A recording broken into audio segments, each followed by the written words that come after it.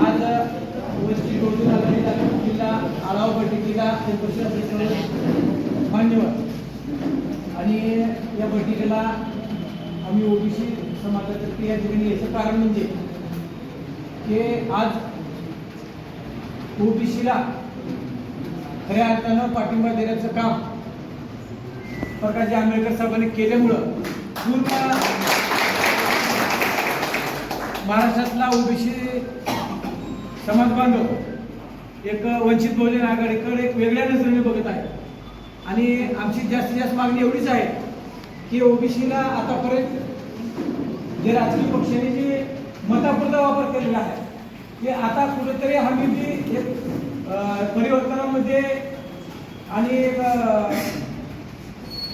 आमदारकीच्या याच्यामध्ये एक वाचा खोल्यात आंबेडकर साहेबांनी की त्यांचं म्हणणं आहे की महाराष्ट्रात ओबीसीचे 100 आमदार झाले पाहिजे। या शब्दाला जाणून आम्ही सर्वजण निलंगा किंवा पूर्ण लातूर जिल्ह्याच्या वतीने आम्ही ज्या ज्या ठिकाणी आपण ओबीसी उमेदवार देतात त्या ओबीसी उमेदवाराला आमचा जाहीर पाठिंबा आहे। आणि आज आमचे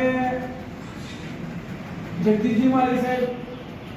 संदीप भाऊ हे सगळे माझे जुने आहेत आणि आमचे काही तर आमच्या तालुक्यातच आहेत।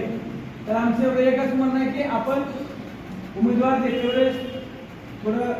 सर्व ओबीसीची राय घेऊन जर आपण जर उमेदवार जाहीर केला तर 100% तुम्ही तर वंचित आघाडीच्या पक्षाच्या वतीने तर पळचालच, पण आम्ही ओबीसी म्हणून एक वेगळ्या याच्यानं आम्ही एक फिलिंग लावून आम्ही त्याचं काम करू एवढी या ठिकाणी गवळ देतो। आणि